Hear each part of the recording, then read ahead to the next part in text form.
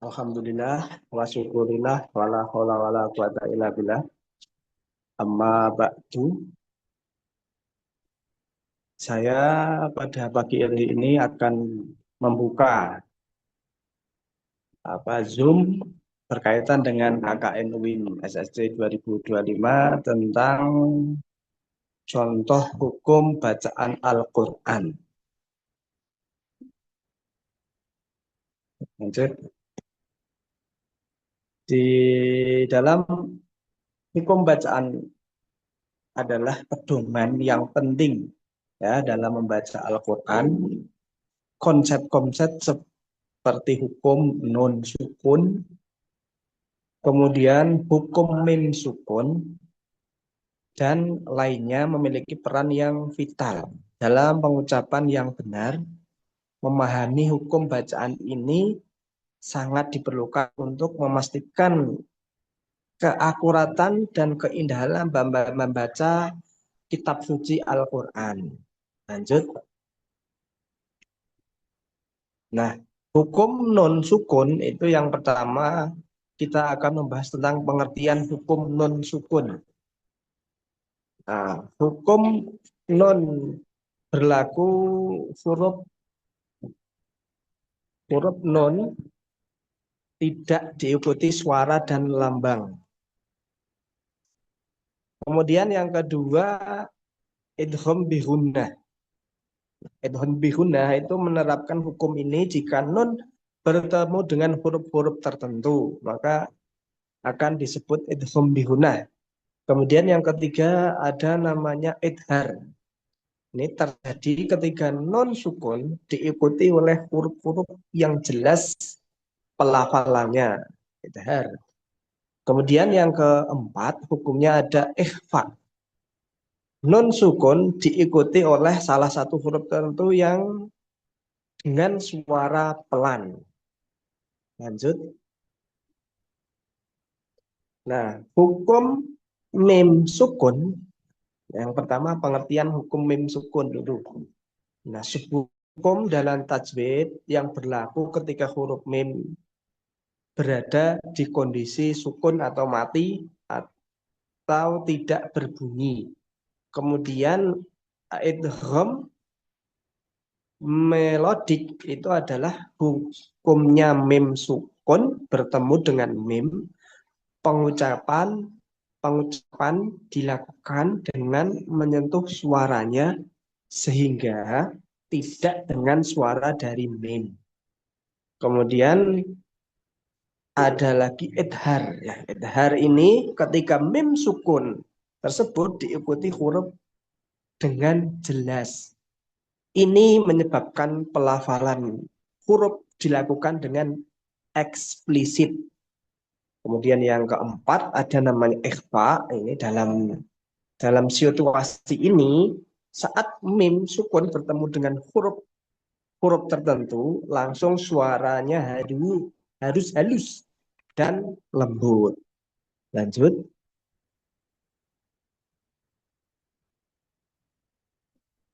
Nah, sekarang ke bab yang namanya hukum qalqalah. Jadi yang pertama pengertian hukum qalqalah.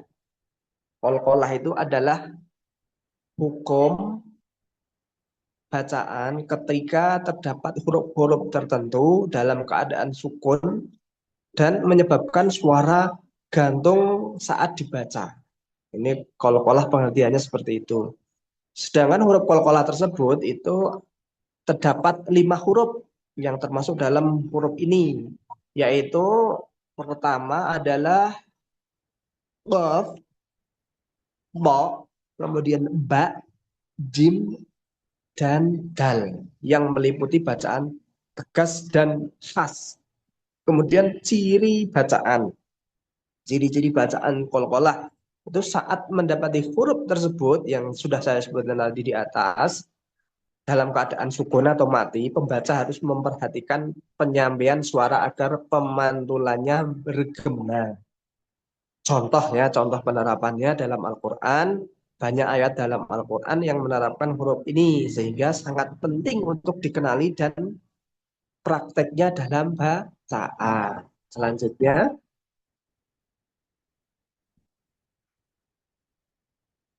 mat takmir. Ini mat takmir. Yang pertama pengertian mat dulu ya. Pengertian mat takmir itu merupakan hukum bacaan yang berhubungan dengan huruf mat. Hurufnya ada tiga. Yang pertama alif, yang kedua ya, yang ketiga wawu yang diterapkan dalam konteks tertentu. Yang nomor dua ada namanya mat takmir. Ini terjadi saat terdapat alif yang berdiri sehingga memperpanjang bacaan dalam pelafalan. Selanjutnya nomor tiga itu ada jangka waktu. Jadi bacaan mat itu artinya ada waktu. Kalau dibahasakan panjang ya, bacaan mat takmir itu memiliki durasi yang lebih lama dibandingkan bacaan biasa umumnya. Kemudian praktek mat takmir itu sangat penting dalam membaca Al-Quran dan memberikan panduan bagi pembacanya. Nah, lanjut. Pengertian dan tujuan mat lazim. Nah, yang pertama pengertian dulu. Pengertian mat lazim itu jenis mat ini mengharuskan penambahan durasi saat membaca huruf mat yang bertemu dengan huruf sukun. Kemudian durasi bacaan mat lazim ini memiliki periode bacaan yang lebih lama. Umumnya 2, 4 hingga 6 harokat tergantung struktur kata. Contoh penerapan aplikasi yang dapat dari mat lazim dalam ayat, itu ayat Al-Quran penting untuk diperhatikan dan dipahami secara mendalam.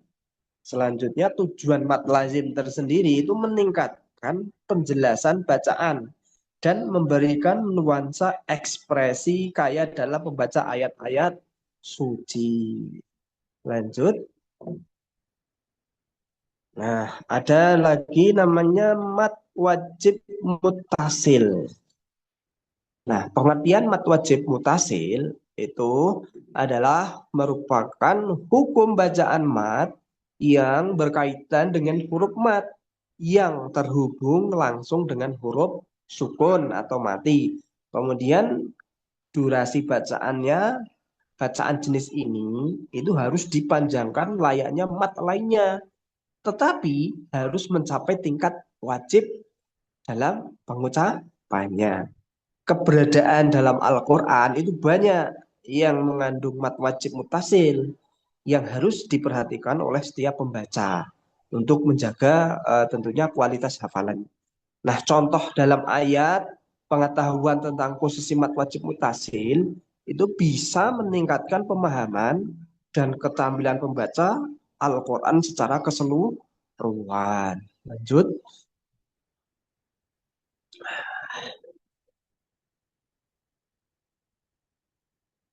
Ini Alhamdulillah tadi contoh-contoh hukum bacaan Al-Quran yang perlu dipahami oleh seorang pembaca dalam Al-Quran. Ini sangat terutama dalam pesantren ya, TPQ terutama khasnya itu kan di Al-Quran.